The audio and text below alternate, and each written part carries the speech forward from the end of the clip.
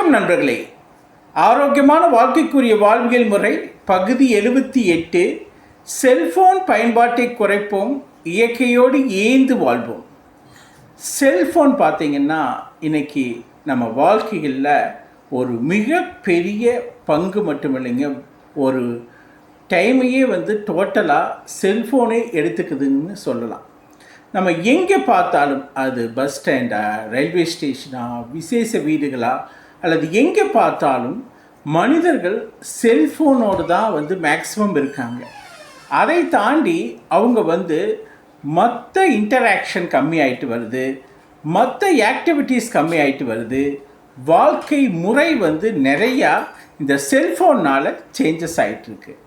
இந்த செல்ஃபோன் நமக்கு ஒரு சமயம் வரப்பிரசாதமாக இருந்தாலும் இன்றைக்கி அது மிகப்பெரிய ஒரு ஆரோக்கிய குறைபாட்டை நமக்கு கொடுக்குது. ஏன்னா அளவுக்கு அதிகமாக யூஸ் பண்ணுறதா. அதே லிமிட்டாக ரொம்ப தேவையானதுக்கு மட்டும் யூஸ் பண்ணால் கூட பரவாயில்ல. ஆனால் அளவுக்கு அதிகமான பயன்பாட்டினால் ஆரோக்கிய குறைபாடு நிறைய நம்ம சந்திக்க வேண்டியது ஆயிடுது. அதனால் பல சிக்கல்கள், நெகட்டிவிட்டி, மன அழுத்தம், டிப்ரெஷன் மற்றும் பயம், பதட்டம் இதெல்லாமே ஒரு வகையில் உருவாகிறதுக்கு அதிக செல்ஃபோன் பயன்பாடும் வாழ்க்கை முறை மாற்றமும் கூட காரணமாக அமையுது. செல்ஃபோன் லிமிட்டாக இருந்தால் ப்ராப்ளம் இல்லைங்க. மனிதன் இயற்கையோடு இயைந்து வாழ்கிறதையே மறந்துக்கிற அளவுக்கு இந்த செல்ஃபோன் பயன்பாடு இருக்குது. நீங்கள் பார்த்தீங்கன்னா செல்ஃபோன் இல்லாத டைமுகளில் எந்த அளவுக்கு மனிதன் இயற்கையோடு இயைந்து வாழ்ந்தான்னு பார்த்தோம். அதாவது சூரிய ஒளி ஆகட்டும், காற்று, நீர், அதே மாதிரி இயற்கையோடு இயைந்து தன்னுடைய வாழ்க்கை பயணத்தை வச்சுக்கிறதும், மனிதர்களுடன் ஃப்ரீயாக பேசுறது, எல்லா விஷயங்களையும் ஒரு மன ஆறுதல், மனிதன் பேசும்போதும் ஒரு ஐ டு ஐ கான்டாக்ட் மூலமாக பல பிரச்சனைகள் சால்வ் ஆகிட்டு இருந்தது.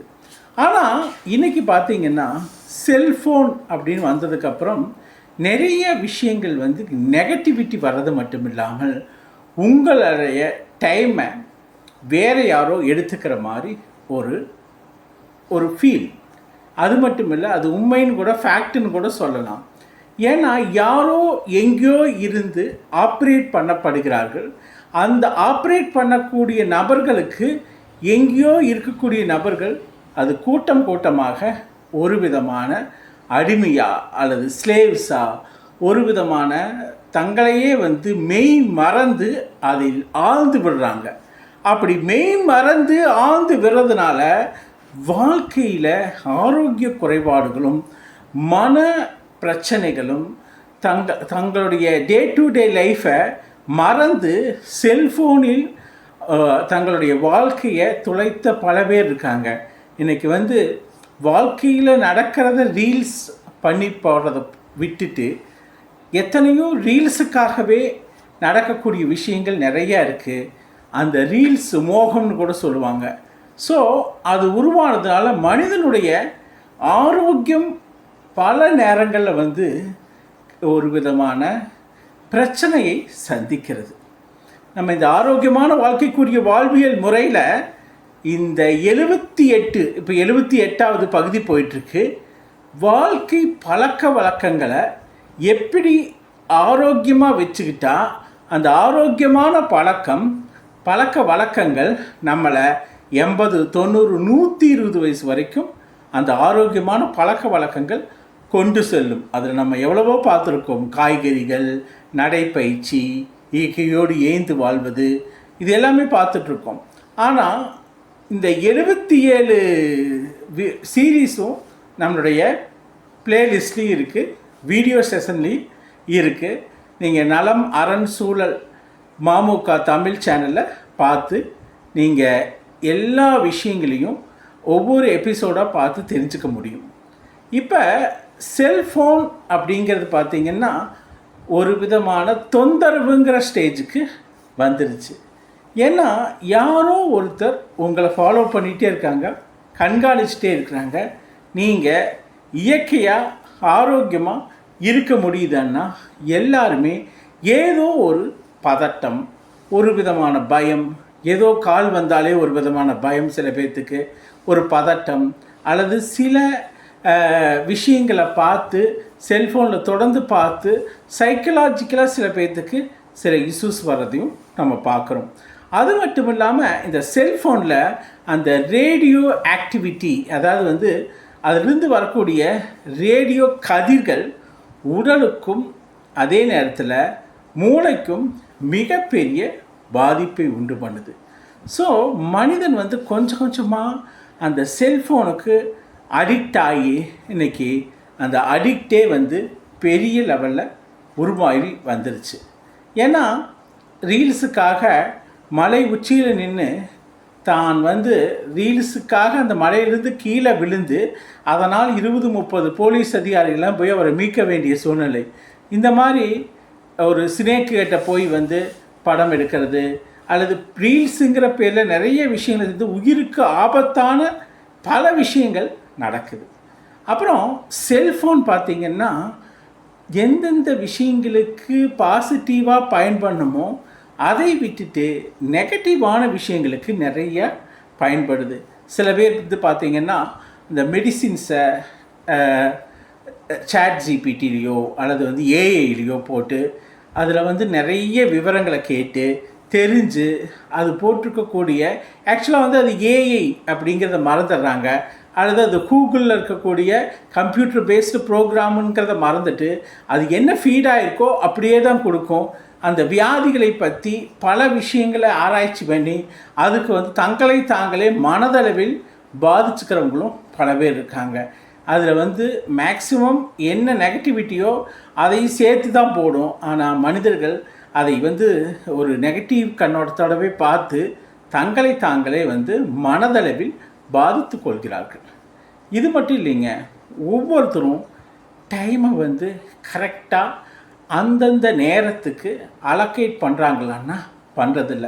அன்றைக்கி நம்ம முன்னோர்கள் வந்து ஆரோக்கியமாக வாழ்ந்தாங்கன்னா காலையில் 4 மணிக்கு எந்திரிச்சு நைட்டு 6-7 மணி வரைக்கும் அந்த ஒரு ஆரோக்கியமான வாழ்க்கை பாதையில் இயற்கையோடு இயைந்து நல்ல சூரிய ஒளி, நல்ல காற்று, நல்ல வந்து தண்ணீர், அப்புறம் வந்து இருப்பிடம் சுற்றுப்புறம், ஸோ இது எல்லாமே நல்ல உறக்கம், இதெல்லாம் சரியான விதத்தில் இயற்கையோடு இயைந்து இருந்தது. ஆனால் இந்த இடையில செல்ஃபோன் அப்படிங்கிறது வந்ததுக்கப்புறம் மனிதன் வந்து இயற்கையை விட்டு கொஞ்சம் கொஞ்சமாக போகிறது வந்து இயற்கையை விட்டு கொஞ்சம் கொஞ்சமாக விலகி போகிறது வந்து நன்றாகவே தெரியுது.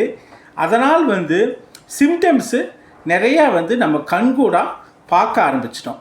நீங்கள் பார்த்தீங்கன்னா இன்றைக்கெல்லாம் யார் கூடவும் ஒரு முகம் விட்டு முகத்தோடு அல்லது கண்களோடு சேர்ந்து பார்த்து பேசுகிற மாதிரி குறைவு தான்.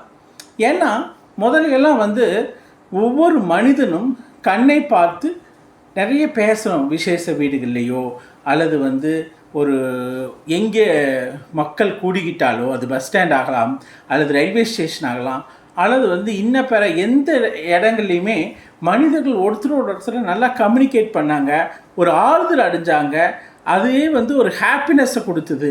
ஆனால் நீங்கள் 10 பேர் ஒரு விசேஷ வீட்டில் உட்காந்துருந்தாலும் 10 பேர் கையில் செல்ஃபோனை வச்சு அவங்க வந்து அவங்களுடைய செல்ஃபோனில் என்ன இருக்குன்னு தான் பார்ப்பாங்களோடைய யாரு கூடயும் பேசுகிறதையும் யாரு கூடயும் ஒரு சந்தோஷமான நிகழ்ச்சிகளையும் சந்தோஷமான விஷயங்களையும் ஓப்பனாக ஷேர் பண்ணிக்கிறது ரொம்ப ரேர் ஆகிட்டு வருது. அதே மாதிரி சூரிய ஒளி படுற அளவுக்கு வெளியே உலகத்துக்கு போகிறதும், நல்ல சுற்றுப்புறத்தை அதில் வந்து ஒரு வாக் பண்ணுறது, அதே மாதிரி வந்து நல்ல தண்ணீரை வந்து உங்களுக்கு சரியான நேரத்துக்கு சாப்பிட்றது, சரியான நேரத்துக்கு தண்ணீர் குடிப்பது, காய்கறிகள் மற்றும் பழங்கள் இதையெல்லாம் வந்து சரியான நேரத்துக்கு சாப்பிட்றதுக்கு அவங்களுக்கு என்னென்னா ஒரு கால அட்டவணை இல்லாமல் ஓடிட்டுருக்காங்கன்னு தான் சொல்லணும். ஏன்னா எப்போவுமே எல்லாரும் செல்ஃபோனோடு இருக்கிறதுனால அவங்களுக்கு அந்த பசி தாகம் அதை பற்றியெல்லாம் பெருசாக யோசிக்கிறதுக்கு டைம் இல்லை. அதே நேரத்தில் எப்போவுமே செல்ஃபோனில் மூழ்கி இருக்கிறதுனால வந்து சாப்பாடு அப்படிங்கிறது வந்து ஆரோக்கியம் நம்ம முன்னோர்கள் சொன்னது, பெரியவங்க சொன்னதுங்கிறத தாண்டி அவங்க வந்து எதையோ கால்குலேஷனோட அதில் சாட் ஜிபிடியா அல்லது ஏஐயா அல்லது ஜெமினியா இந்த மாதிரி கூகுள் சர்ச் பண்ணி அவங்களுக்கே வந்து ஒரு டயட்டை உருவாக்கி அந்த டயட்டை சாப்பிட்டு உடலை வந்து கெடுத்துக்கிறாங்க.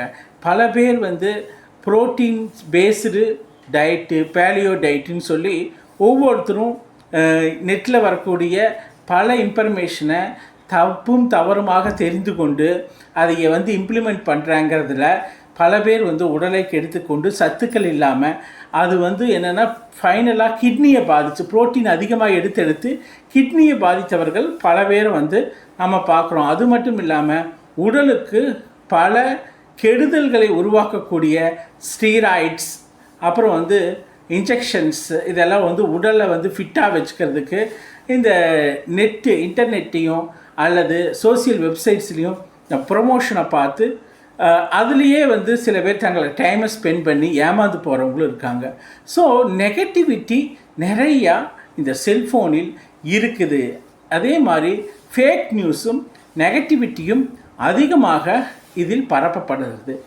எவ்வளவோ பேர் இந்த பணம், அதாவது மணி ஸ்கேண்டலில் சிக்கி டிஜிட்டல் அரெஸ்ட்டுங்கிற பேர்லேயும் அல்லது மணியை வந்து ஒரு ஜஸ்ட்டு ஒரு லிங்கை கிளிக் பண்ணி 30,000 40,000 லட்சக்கணக்கில் விட்ட ஆட்களும், அதே நேரத்தில் தங்களுடைய மொபைலை யாரோ ஒருத்தர் ஊடுருவியிருக்காங்க, எங்கேயோ இருந்து பார்த்துட்ருக்காங்கன்னு தெரியாமல் பல விஷயங்களை அவங்களே கண்டினியூஸாக பார்த்து உங்கள் வீட்டுக்குள்ளே உங்கள் வீட்டு நபர்களை தாண்டி வேறு மனிதர்கள் ஊடுருவி இருக்கிறாங்கன்னு கூட தெரியாமல் எல்லா விஷயங்களையும் அந்த மொபைலில் ஷேர் பண்ணும்போது அந்த ஷேரிங்கில் உங்களை அறியாமலேயே பல திருடர்கள், பல தவறு செய்யக்கூடியவர்கள் அல்லது உங்களுடைய நலம் விரும்பி மாறி எங்கேயோ இருந்து ஒரு டைமுக்காக மானிட்டர் பண்ணிகிட்டே இருந்து உங்கள் மொபைலை ஒரு ஸ்டேஜில்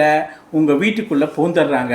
அது எந்த ஸ்பெஷலிஸ்ட்டுங்கிற பேரில் உள்ளே வருவாங்கன்னு சொல்ல முடியாது. அது வந்து என்டையர் ஃபேமிலிக்கும் ஒரு நல்ல சிக்னல் இல்லை.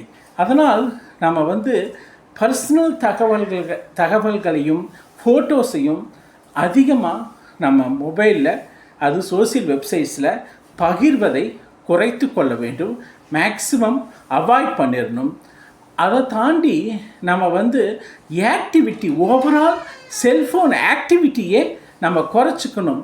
எவ்வளவு தூரம் குறைச்சிக்கிட்டு அந்த ஸ்க்ரீன் டைம்னு சொல்லுவாங்க, அந்த ஸ்க்ரீன் டைமை நம்ம குறைச்சிக்கிட்டு நம்மளுடைய அன்றாட வாழ்க்கையில் நம்ம முன்னோர்கள், நம்ம வந்து 80 70 80கள் எல்லாம் வந்து நம்ம முன்னோர்களாகட்டும் அதைக்கும் முன்னாடி கூட எப்படி வாழ்ந்தாங்களோ அந்த மாதிரி கொஞ்சம் இயற்கை வாழ்க்கைக்கு நம்ம திரும்பணும். நம்ம வந்து ஓவராலாக வந்து பழைய வாழ்க்கைக்கு திரும்பணும்னு சொல்ல முடியாது. ஆனாலும் ஒரு ஆரோக்கியம் வேணும்னா, நம்ம ஆரோக்கியமான வாழ்க்கைக்குரிய வாழ்வியல் முறையாக நம்ம வாழ்க்கையை மாற்றணும்னா கண்டிப்பாக இந்த டைம் வந்து நம்ம செல்ஃபோன் ஸ்க்ரீன் டைமையும் செல்ஃபோனை குறைப்பதும் அத்தியாவசியமாகிறது. ஏன்னா செல்ஃபோன் பார்த்திங்கன்னா எல்லா நிலையிலும், அதாவது பல விஷயங்களை தாக்கத்தை ஏற்படுத்த ஆரம்பித்து விட்டது. அதனால் வந்து மனிதர்களுடைய டெய்லி ரொட்டீன் லைஃபு பாதிக்கப்படுது, ப்ரொடக்டிவிட்டி பாதிக்கப்படுது. பல பேர் வந்து வேலைகளில் முழு கவனம் செலுத்த முடியாதது மட்டும் இல்லைங்க, டைமுக்கு வந்து தூங்கிறது இல்லை. ஸோ ஒரு 11 மணி 12 மணி வரைக்கும் அந்த மொபைலை பார்த்துட்ருக்கிறது. காலையில் 4-5 மணிக்கு எழுந்திரிச்சு திடீர்னு மொபைலை பார்த்துட்டு அது இருக்கக்கூடிய அப்டேட்ஸு, அது இருக்கக்கூடிய இன்ஃபர்மேஷனை, அப்புறம் ஒர்க்குங்கிறது வந்து முதல்ல 8 மணி நேரம் தான் இருந்ததுங்க. இப்போ பார்த்திங்கன்னா ஒரு ஒர்க்குங்கிறதே கண்டினியூஸாக வாட்ஸ்அப்பு, அதே மாதிரி கண்டினியூஸாக அந்த இமெயில் எல்லாமே மொபைலுக்கு வர்றதுனால இது 20 ஹவர்ஸாக கூட போயிடுது சில பேர்த்துக்கு. ஸோ கண்டினியூஸாக மொபைலுக்கு ரிப்ளை பண்ணுறது, கண்டினியூஸாக வந்து ஒவ்வொரு வாட்ஸ்அப்புக்கும் மெசேஜ் பண்ணுறது, இது எல்லாமே என்ன பண்ணுதுன்னா அவங்களுடைய ஆரோக்கியத்தை முற்றிலும் பாதிக்குது. ஸோ ஆரோக்கியம் பாதிப்பது இப்போ தெரியாதுங்க, எல்லாமே மைக்ரோ லெவலில் சேஞ்சஸ் நடந்துகிட்ருக்கும். இந்த மைக்ரோ லெவலில் நடந்துகிட்ருக்கிற சேஞ்சஸ் ஒரு நாள் மேக்ரோ லெவலில் வரும்போது தான் ஒவ்வொரு மனிதனும் அதை உணர்வான். இதுக்கு தான் என்ன சொல்கிறாங்கன்னா செல்ஃபோன் அடிக்ட்ஸ் அப்படிங்கிறாங்க. எஸ்பெஷலி குழந்தைகளுக்கு 13 வயசு வரைக்கும் செல்ஃபோனே கொடுக்கக்கூடாதுன்னு சொல்கிறாங்க. ஆஸ்திரேலியா மற்றும் பல நாடுகளில் இந்த சிறார் 13 வயசுக்குள்ளே இருக்கவங்களுக்கு செல்ஃபோனை தடை செய்திருக்காங்க. அது ஒரு தேவையில்லாத சாதனம். இயற்கையாகவே ஒரு மனிதனை ஆரோக்கியத்துடன் வாழ வைக்காது செல்ஃபோன்னு அவங்க குழந்தைகளுக்கு செல்ஃபோனை கொடுக்காதீங்கன்னு சொல்லியிருக்காங்க. ஏன்னா அந்த இளம் பருவத்தில் குழந்தைகள் விளையாடுறதில்லைங்க. குழந்தைகள் அந்த இயற்கையோடு இயைந்து வாழ்வதில்லை. அப்போ எப்போவுமே கையில் செல்ஃபோனோடு இருக்கும்போது நிறைய நெகட்டிவிட்டியும் நெகட்டிவான விஷயங்களையும் சேர்த்துறது கண்கூடாக தெரியும் பல நேரங்களில். அதனால் எஜுகேஷன் அப்படின்னு பேரண்ட்ஸ் கைடோடு பண்ணுறதை தாண்டி அந்த 13 வயசுக்குள்ளே இருக்கக்கூடிய குழந்தை, இன்னும் சொல்லப்போனால் 15 வயதுக்கு கீழே இருக்கக்கூடிய குழந்தைகளுக்கு கூட நீங்கள் செல்ஃபோனை மேக்ஸிமம் அவாய்ட் பண்ண பாருங்கள். எஜுகேஷன்னா கூட இருங்க, பண்ணுங்கள். ஏன்னா இந்த செல்ஃபோனில் எந்த ஃபில்டரும் கிடையாது. என்ன வீடியோஸும் வரலாம், எந்த இன்ஃபர்மேஷனும் வரலாம். இது எல்லா நிலையிலும் குழந்தைகளுடைய ஆரோக்கியத்தை ஸ்பாயில் பண்ணும். இண்டிவிஜுவலாக பிரெயின் டெவலப்மெண்ட்டுக்கும் ஒரு மனிதன் தன்னை தானே செதுக்கிக்கணும்னா நிறைய யோசிக்கணும், நிறைய மூளைக்கு வேலை கொடுத்தா தான் அது நடக்கும். இந்த செல்ஃபோனில் அடிக்ட் ஆகிறதுனால இந்த மூளைக்கு வேலைங்கிறதே குறைந்து விடுது. அதனால் குழந்தைகளுக்கு ஒரு 1 வருஷம் ஆனாலே அதை காமிச்சு நம்ம குழந்தைகளுக்கு தாய்மார்கள் பல நேரங்களில் தாய் தந்தைமார்கள் எல்லாம் கூட செல்ஃபோனை காமிச்சு சாப்பாடு கொடுத்து அது ஒரு அடிக்ட் மாதிரி ஆகிடுது குழந்தைகள். அப்போ அது கேம்ஸு அந்த ஒரு பிக்சர்ஸ் எல்லாம் பார்த்து அது குழந்தைகள் அந்த செல்ஃபோன் இல்லாமல் சாப்பிட மாட்டேங்கிற நிலைமையில் ஆரம்பித்து ஒரு ஸ்டேஜில் பேரண்ட்ஸை பற்றியே கவலைப்படாமல் பாசம்னா என்ன, இயற்கைனா என்ன, என்வாமெண்ட்டுனா என்ன, சூரிய ஒளி எதுவுமே தெரியாமல் அந்த செல்ஃபோன்லேயே அந்த குழந்தைகள் மூழ்கிறது. அந்த குழந்தைகளுடைய அந்த செல்ஃபோன் மூழ்கும் நிலை கொஞ்சமாக ஆரம்பித்து இப்போ பெரியவர்கள் வரைக்கும் இந்த நிலை வந்துருச்சு. இதனால் என்னாச்சுன்னா ஆரோக்கியம் கொஞ்சமாக மனிதர்களிடையே குறைந்துட்டு வர்றதை ஆராய்ச்சி கூட சொல்லுது. செல்ஃபோன் ரேடியேஷன் ஒரு மிகப்பெரிய ஆபத்து. கண்களுக்கு அது தொடர்ந்து ஐ ஸ்ட்ரெயினை கொடுத்துட்டே இருந்தீங்கன்னா கண்ணுக்கு அது பல நேரங்களில் பிரச்சனைகளை கொடுக்கக்கூடியது. அதே மாதிரி ஒரே இடத்துல ஸ்டெடண்டரியாக உட்காந்துட்டு செல்ஃபோன்களையே பார்த்துட்டு இருந்தால் பாடி மூமெண்ட்ஸ் இல்லைன்னா அந்த உடலில் பிளட் சர்க்குலேஷன் இருக்காது. அந்த பாடி மூமெண்ட் இல்லாதனால பல ஆரோக்கிய குறைபாடுகள் வருதுங்க. இது செல்ஃபோனுடைய ஒரு மிகப்பெரிய ஆபத்து. பிபி ஆகட்டும், பிளட் சுகர் ஆகட்டும், மற்ற குரோனிக் டிசீஸ் எல்லாம் எதனால் வருது அப்படின்னு பார்த்தோம்னா அதுக்கு மெயின் காரணம் மனிதன் மூமெண்ட் இல்லாமல் ஒரே இடத்துல உட்கார்ந்துருக்கிறது தான். இந்த மூமெண்ட் இல்லாமல் இருப்பதில் மெயின் பங்கு இப்போல்லாம் லேப்டாப்பு, டிவி, மொபைல். ஸோ இந்த ஸ்க்ரீன் டைம் அதிகமாகிறதுல கண் பாதிக்கப்படுது, உடல் ஓவராலாக பாதிக்கப்படுது, மூளையும் பாதிக்கப்படுது, உங்களுடைய டெய்லி ரொட்டீன் பாதிக்கப்படுது. அதனால் ஒவ்வொரு மனிதனும் செல்ஃபோனால் பல தொல்லைகளையும் மன அளவில் பிரச்சனைகளையும் சந்திக்க வேண்டிய சூழ்நிலை ஏற்படுது. டெக்னாலஜி வைஸு வாட்ஸ்அப் இருக்குது, நிறைய கம்யூனிகேஷன் இருக்குது, பயன்படுத்துகிறோம், ஓகே. ஸோ காலையில் எந்திரிச்சு நம்ம ரொட்டீனாக நம்மளுடைய ப்ரிப்ரேஷனுக்கும் நம்மளுடைய பாடிக்கும் இம்பார்ட்டன்ஸ் கொடுக்கணுமோ ஒழிய செல்ஃபோனுக்கு ஒரு எமர்ஜென்சி கால்னால் அட்டன் பண்ணலாம். ஆனால் இமிடியேட்டாக வாட்ஸ்அப் பார்க்குறது அல்லது இன்ஸ்டா அல்லது யூடியூப் இந்த மாதிரி உட்காந்து எந்திரிச்சதும் 4-5 மணிக்கு எந்திரிச்சதும் பார்க்குறதுங்கிறது ஒரு அட்வைசபிள் கிடையாது.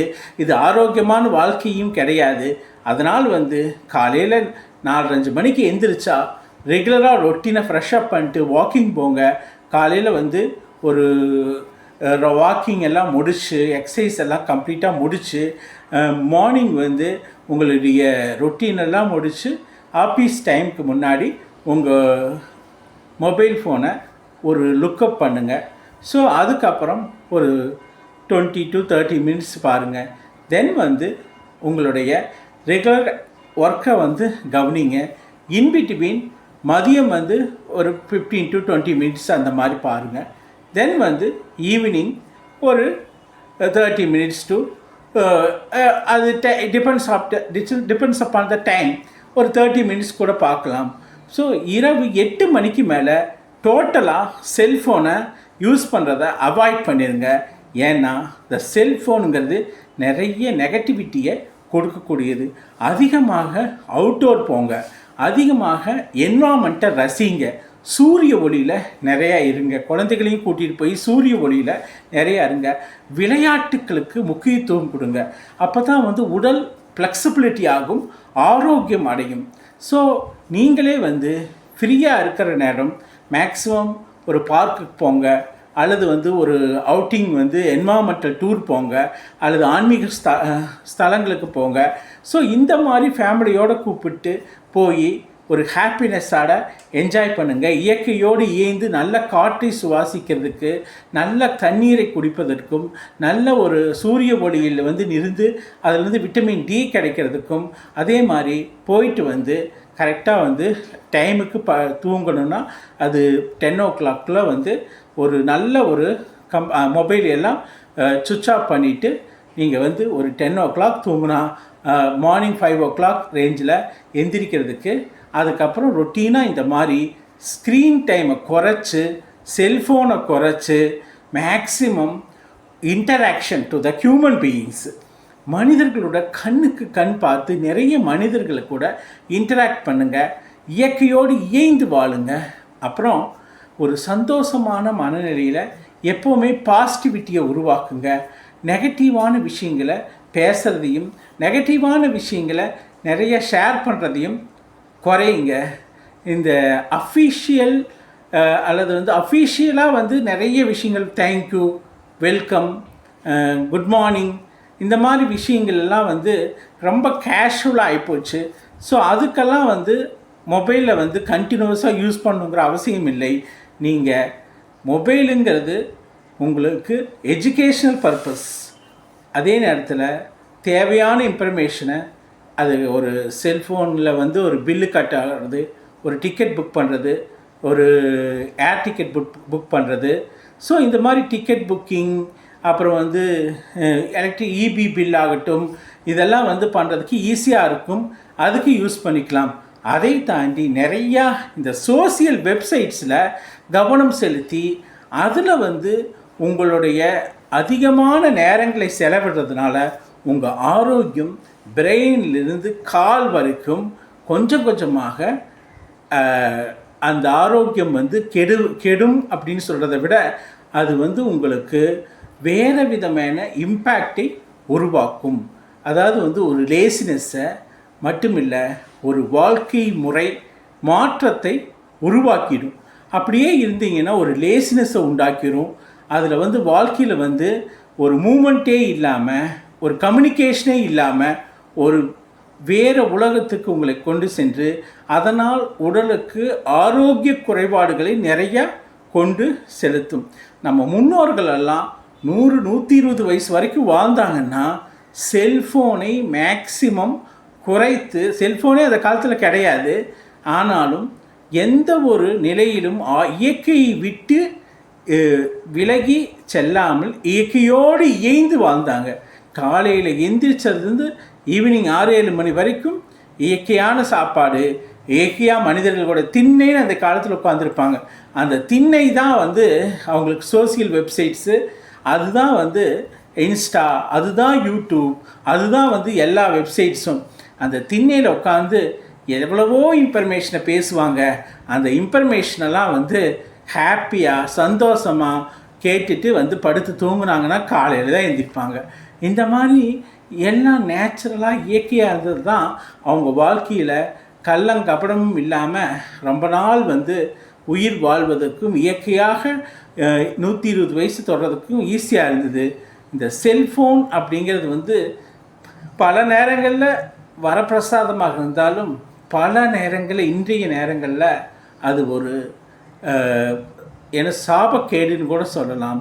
மனிதர்கள் வந்து ஆரோக்கிய குறைபாடு அடைவதற்கும் எஸ்பெஷலி குழந்தைகளுக்கும் ஒரு மிகப்பெரிய ஆரோக்கிய தண்டனைன்னு கூட சொல்லலாம் இன்ற காலத்தில். அதனால் வந்து எவ்வளவு செல்ஃபோனை நீங்கள் குறைத்து தேவையானதுக்கு மட்டும் பயன்படுத்துங்க. உங்களுடைய வீட்டில் வேறு மனிதர்கள் ஊடுருவி உங்கள் வாழ்க்கையை சிதைக்கிற அளவுக்கு அது நடக்குது. ஒவ்வொன்றுக்கும் அடுத்தவங்க அட்வைஸை கேட்காதீங்க. ரொம்ப அட்வைஸுன்னா அதாவது வந்து ஒவ்வொரு ஃபுட்டுக்கும் ஒவ்வொரு எக்ஸசைஸுக்கும் ஒவ்வொரு விஷயத்துக்கும் பார்த்து மாற்றி மாற்றி செய்யாதீங்க. ஏதோ ஒரு விஷயத்தை இன்ஸ்டண்ட்டாக இன்டாக்டாக இருந்து அதை கடைபிடிச்சிங்கன்னா அந்த ஆரோக்கியம் கண்டிப்பாக மேம்பட்டு இருக்கும், நிலைத்து நிற்கும். அதுதான் வாழ்க்கைக்கு என்றும் உதவக்கூடியதாக இருக்கும். செல்ஃபோன் ரேடியேஷன் ப்ராப்ளம், செல்ஃபோனில் வரக்கூடிய பல விஷயங்கள் ஃபேக்கான தகவல்களாக இருக்கலாம். செல்ஃபோனில் வரக்கூடிய பல விஷயங்கள் நெகட்டிவிட்டியை கொடுக்கலாம். அதனால் வந்து சிறு வயது குழந்தைகளிலிருந்து ஆரம்பித்து வயதானவர்கள் வரைக்கும் செல்ஃபோன் என்பது உங்கள் ஆரோக்கியத்தை பல வழிகளில் குறைக்கும். அதனால் ஆரோக்கியமான வாழ்க்கைக்குரிய வாழ்வியல் முறையாக நீங்கள் செல்ஃபோன் ஸ்க்ரீன் டைமை எவ்வளவு குறைக்கிறீங்களோ அவ்வளோ தூரம் நல்லது. இயற்கையோடு இயைந்து வாழுங்கள். அந்த வாழ்க்கை தான் உங்களை ஆரோக்கியத்துக்கு இட்டு செல்லும். அதுதான் நம் முன்னோர்கள் இயற்கையாக வாழ்ந்தது தான் நம்ம முன்னோர்கள் இந்த அளவுக்கு வாழ்ந்ததுக்கு காரணம். அதனால் ஆரோக்கியமான வாழ்க்கைக்குரிய வாழ்வியல் முறையாக செல்ஃபோன் பயன்பாட்டை குறைப்போம், இயற்கையோடு இயந்தி வாழ்வோம். அந்த வாழ்க்கைக்கு இன்றைய தேவை செல்ஃபோனிலிருந்து வரக்கூடிய தீமைகளை தடுத்து நம்மையுடன் ஆரோக்கியமான வாழ்க்கைக்குரிய வாழ்வியல் முறை பகுதி 78 முடிந்தது. நம்ம ஆரோக்கியமான வாழ்க்கைக்குரிய வாழ்வியல் முறை பகுதி 79 சந்திப்போம். இந்த கருத்துக்களெல்லாம் உங்களுக்கு பிடித்திருந்தால் லைக் பண்ணுங்கள், ஷேர் பண்ணுங்கள், சப்ஸ்கிரைப் பண்ணுங்கள். இந்த 78 எபிசோட்ஸும் நம்மளுடைய இந்த 78 எபிசோடும் வந்து நலம் அரண் சூழல் மாமுக தமிழ் சேனலில் பிளேலிஸ்ட்லேயும் இருக்குது, வீடியோ செஷன்லேயும் இருக்குது. அதை பார்த்து உங்களுடைய மேலான கமெண்ட்ஸை தொடர்ந்து நலம் அரண் சூழல் மாமுக தமிழ் சேனலை கண்டுகளியுங்கள், சப்போர்ட் பண்ணுங்கள். நன்றி, வணக்கம்.